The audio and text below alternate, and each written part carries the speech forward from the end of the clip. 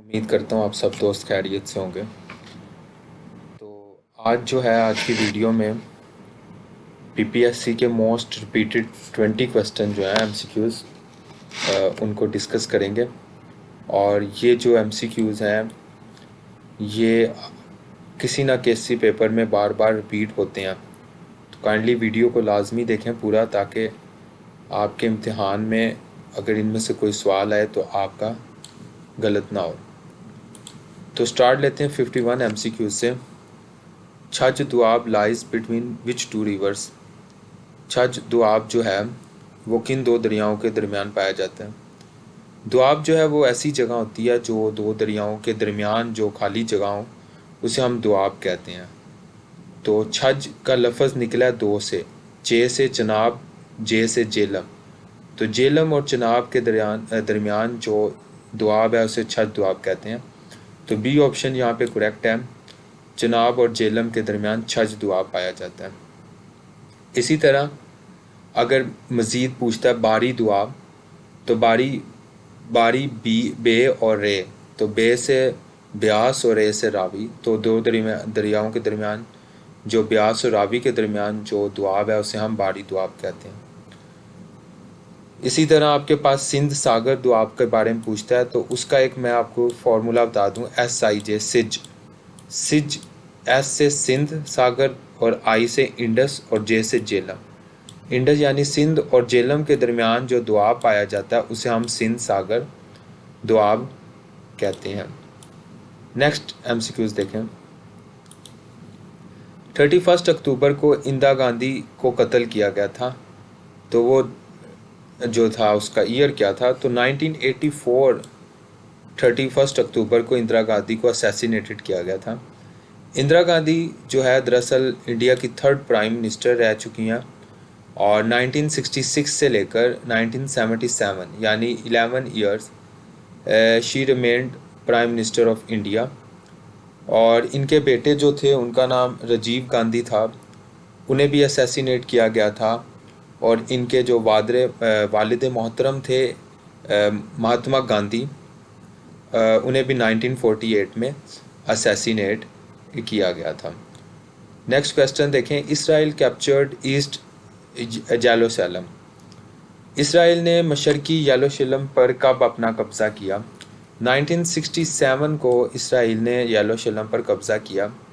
या मैं आपको मज़ीद डिटेल बता दूं कि इसराइल जो है वो एक स्टेट बनी बेलफोर डिक्लेरेशन के नतीजे में। बेलफोर डिक्लेरेशन के नतीजे में 1948 में इसराइल को फ़लस्तीन में जगह दी गई थी, और उसके बाद इसराइल ने फिर अपने एक्सपेंशन करना शुरू की, इलीगल एक्सपेंशन।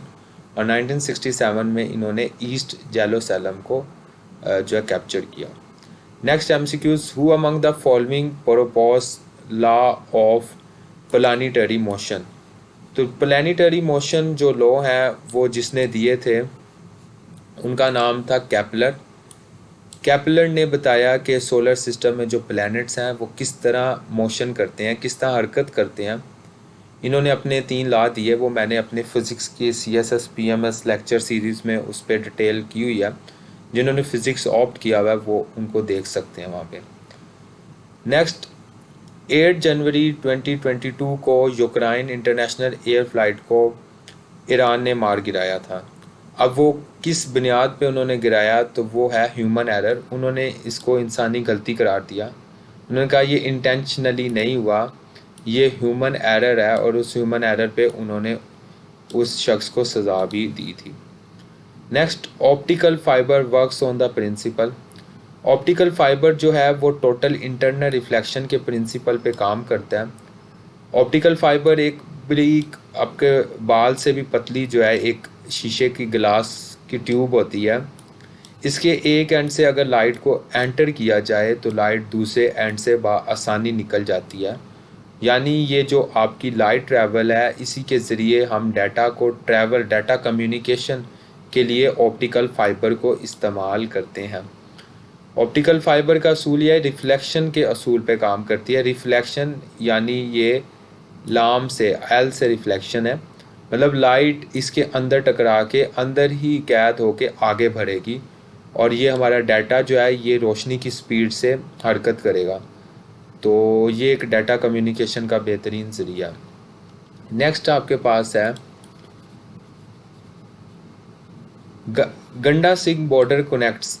गंडा सिंह बॉर्डर गंडा सिंह बॉर्डर पाकिस्तान का शहर जो कसूर है और इंडिया का जो फ़िरोज़पुर है उसके दरमियान इंडिया और पाकिस्तान का एक जो है बॉर्डर है। तो ये फ़िरोज़पुर और कसूर यानी पाकिस्तान का कसूर और इंडिया के फ़िरोज़पुर इलाके को मिलाता है। इसी तरह इंडिया के अमृतसर और पाकिस्तान के लाहौर को जो है वो बड़ा मशहूर बॉर्डर वाघा बॉर्डर मिलाता है। Next, which is the national bird of Pakistan. Pakistan का नेशनल बर्ड जो है वो है चकोर और नेशनल एनिमल जो है वो है markhor. Next, dash of the two sisters is married. अब देखें यहाँ पे लिखा है dash of the two sister यानी दो बहनें शादीशुदा हैं। अब अगर आप बोथ लगाएंगे यहाँ पे दोनों के लिए बोथ इस्तेमाल होता है तो यहाँ पे इज़ नहीं आएगा क्योंकि आपके पास सेंटेंस में अगर बोथ है तो वर्ब जो है वो आर हो जाएगा, ठीक है, क्योंकि बोथ के साथ हम प्लस की हेल्पिंग वर्ब इस्तेमाल करते हैं। तो इसका मतलब है यहाँ पे आपके पास इज़ है तो आपने सिंगल वाला लगाना है, तो ईच आप लगाएंगे कि each of the two sisters, दोनों में से हर बहन एक जो है इज़ मैरिड, वो शादीशुदा है।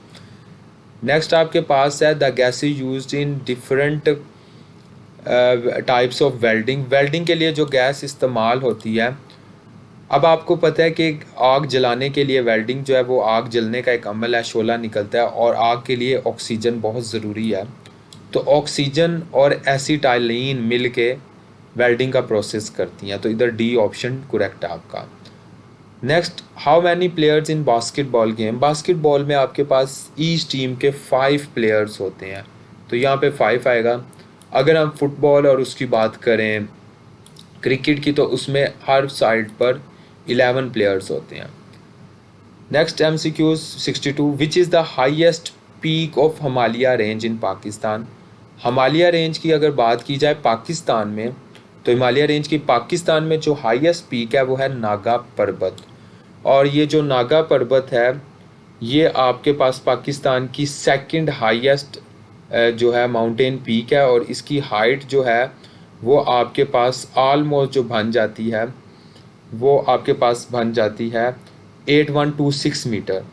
तो 8126 मीटर इसकी हाइट है और ये पाकिस्तान की दूसरी हिमालय रेंज की चोटी है और इसे पाकिस्तान में द किलर माउंटेन भी कहते हैं।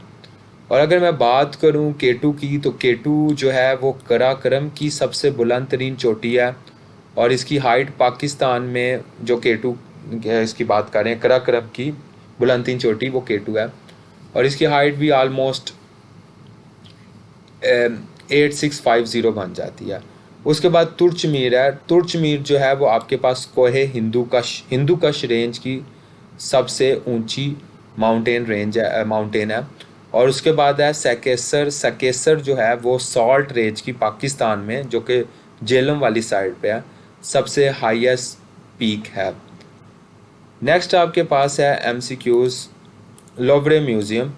लोवरे म्यूज़ियम जो है वो दुनिया का सबसे बड़ा म्यूज़ियम है और लोवरे म्यूज़ियम जो है वो पेरिस में वाक़या है।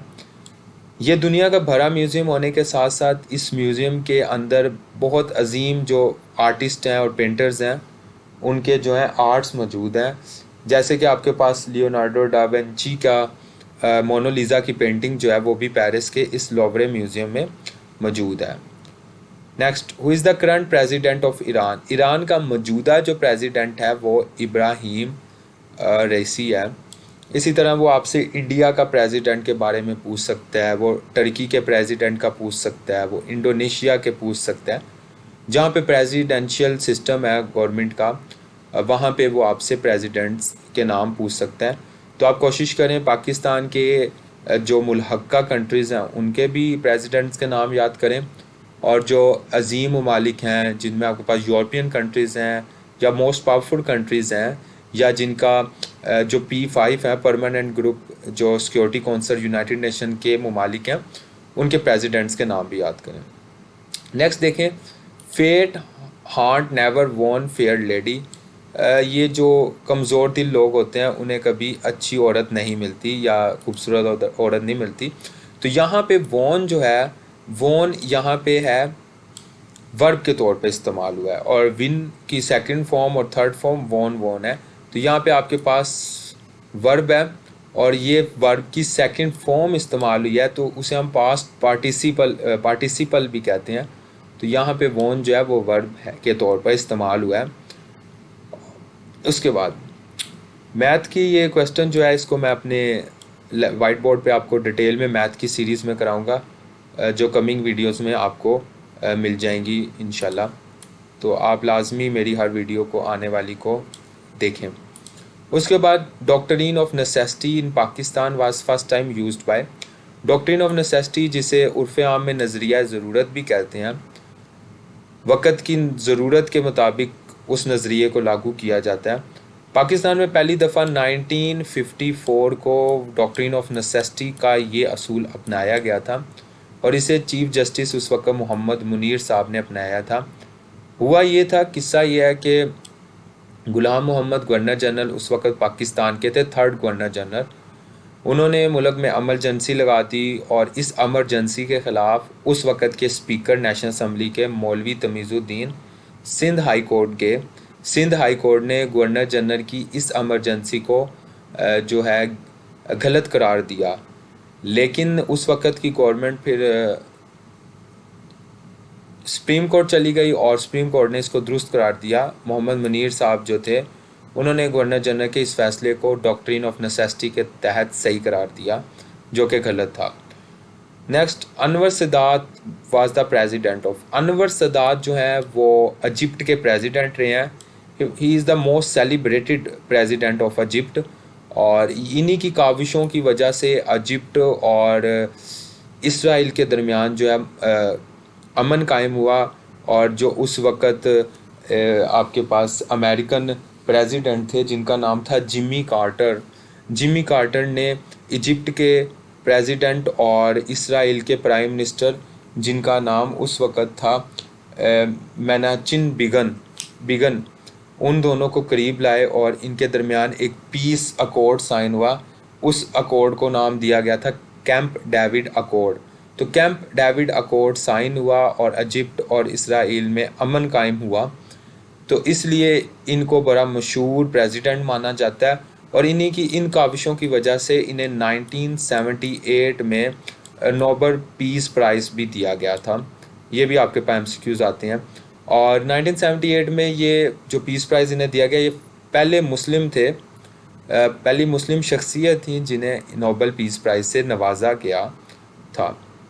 Next, the Pakistan initiatives for mothers and new born was design to work for to fight against terrorism. Terrorism के ख़िलाफ़ लड़ने के लिए बच्चों और नए पैदा होने वाले बच्चों और माओं के लिए इनिशिएटिव लिया गया पाकिस्तान में।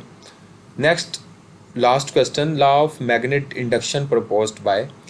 मैग्नेट इंडक्शन आपको पता है, मैग्नेट मोटर हो, इंडक्शन मोटर हो या जनरेटर हो, ये सब जो है माइकल फराडे जो है, फराडेज लॉ ऑफ, आपने सुना होगा इलेक्ट्रोमैग्नेटिक इंडक्शन मोटर की और जनरेटर की, ये जो है फराडे ने इंट्रोड्यूस्ड कराए थे। तो मैंने फ़िज़िक्स के जो लेक्चर है मेरे CSS PMS के, जिन्होंने फ़िज़िक्स ऑप्ट किया वो इस पे डिटेल पे पढ़ सकते हैं मेरे लेक्चर से। बाकी मैक्सवेल जो है, मैक्सवेल ने इलेक्ट्रोमैग्नेटिक वेव्स जो हैं उन्हें सॉल्व करने के लिए मुख्तलिफ इक्वेशंस दी थी। 4 तरह की इनकी इक्वेशंस थी। ये हाई क्लासेस के लिए है, जो आम GK की तैयारी कर रहे हैं उनके लिए नहीं है। रदरफोर्ड ने एटॉमिक मॉडल दिया था अपना, एटम को बताया था कि एटम किन चीज़ों से मिलकर बना है और उन पे चार्जेस क्या होते हैं इस तरह, और बोहर ने भी एटॉमिक थ्योरी ही दी थी। तो ये 4 अफराद के ये काम थे। हमारा इसका जवाब जो है वो माइकल फैराडे है। उम्मीद है आपको कुछ नया सीखने को मिला होगा, और इन वीडियोस को लाजमी देखें, इससे आपको मज़ीद डिटेल भी मिल रही है और ये मोस्ट रिपीटेड MCQs हैं जो मैं आपको करा रहा हूँ। तो मेरी नेक्स्ट वीडियो भी आएगी, उसे भी आप देखें।